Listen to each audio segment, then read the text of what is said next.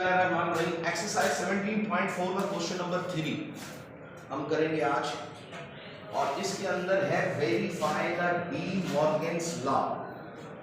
ठीक है, अब डी मॉर्गन एक मैथमेटिशियन था, उसके कुछ लॉज हैं सेट्स के अंदर, दो लॉज हैं, दो। उसमें वो कहता है कि ए और बी के कोई भी एलिमेंट्स रख लें, ए और बी दोनों कोई भी सेट रख लें, और जब उन लॉज को आप देखेंगे तो वो लॉज जरूर प्रूफ होंगे। एलिमेंट्स ए और बी के यूनिवर्सल के कुछ भी अपनी मर्जी से रख लें, मगर डी मॉर्गन के लॉ हर एलिमेंट्स के साथ, ए बी के सेट के साथ प्रूव हो जाते हैं। तो वो दो लॉज क्या है, हम वो आज डिस्कस भी करते हैं, और उसको उन्होंने कहा है कि वेन डायग्राम के अंदर शो करें। ठीक है ना, यूजिंग वेन डायग्राम को यूज करते हुए डी मॉर्गन के लॉज को वेरीफाई करते हैं। ठीक है, तो अब कैसे वेरीफाई करवाएंगे, तो हमें पहले तो लॉज को लिखें।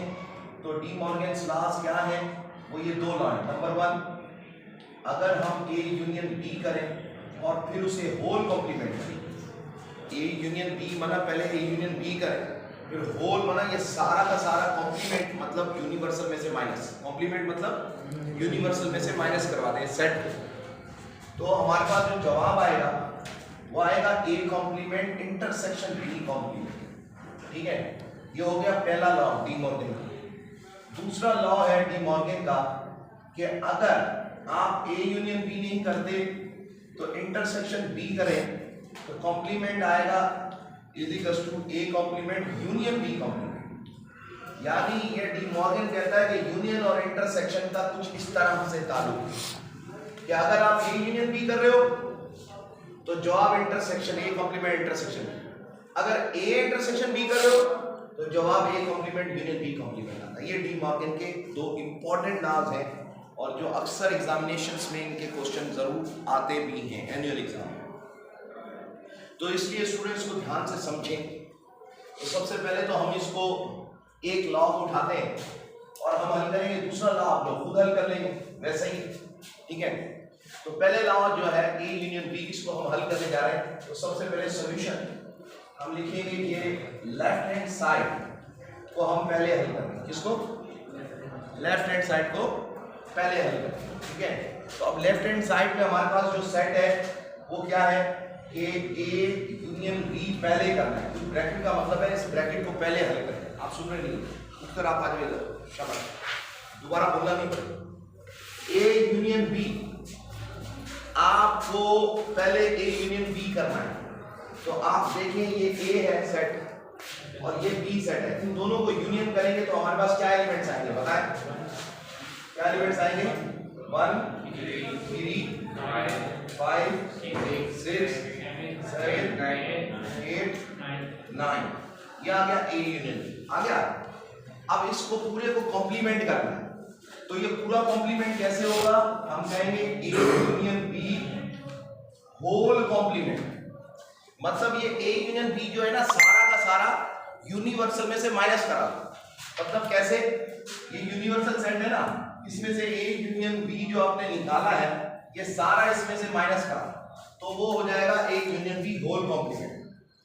ठीक है, तो अब ये ए यूनियन बी ये पड़ा है ना, ये यूनिवर्सल में से निकालो, इसमें से निकालोगे तो ये 1 माइनस हो गया, 3 माइनस हो गया, 5 माइनस 6 7 8 और 9, बाकी जो यूनिवर्सल में बचेंगे वो लिखेंगे। 2 4 10 वेरी गुड, शाबाश, क्या 2 4 10 4 6 7 8 9 10, ये बचेगा ना, वेरी गुड, सही। और इसको जब हम लेफ्ट हैंड साइड पूरा हल कर चुके ना, तो उसको एक रेफरेंस देते हैं, रेफरेंस ऐसे करके लकीर देकर ऐसे रोमन नंबर देते हैं, तो हमें इसका पता चल गया लेफ्ट हैंड साइड का ये रेफरेंस है।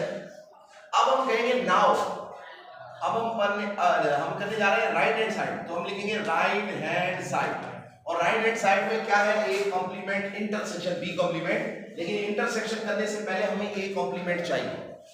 तो हम क्या करेंगे, पहले हम ए कॉम्प्लीमेंट निकालेंगे, और ए कॉम्प्लीमेंट का मतलब है यूनिवर्सल में से ए के एलिमेंट्स निकाल दो।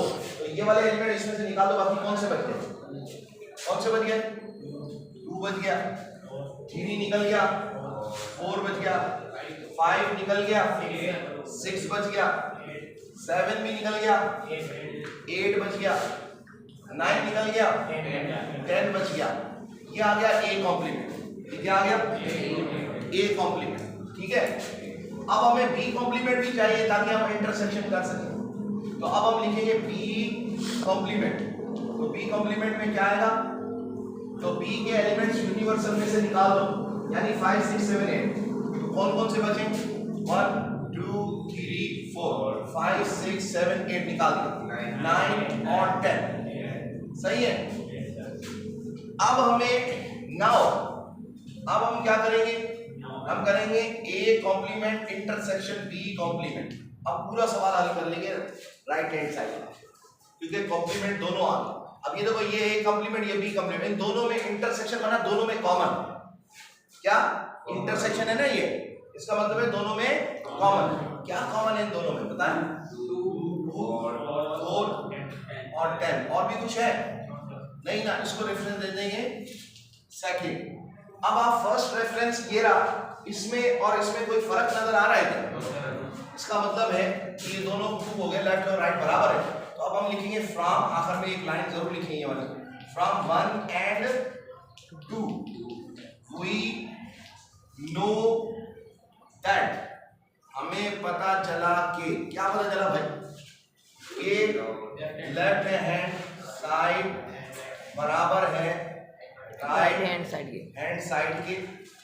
और क्या लेफ्ट हैंड साइड थी हमारे पास?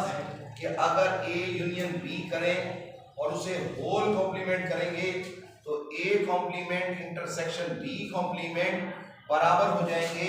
तो अब हम कह देंगे कि आखिर में ये वेरीफाइड, ये वेरीफाई हो गया आंसर। कोई सवाल है इसमें? समझ आ गया? स्टॉप।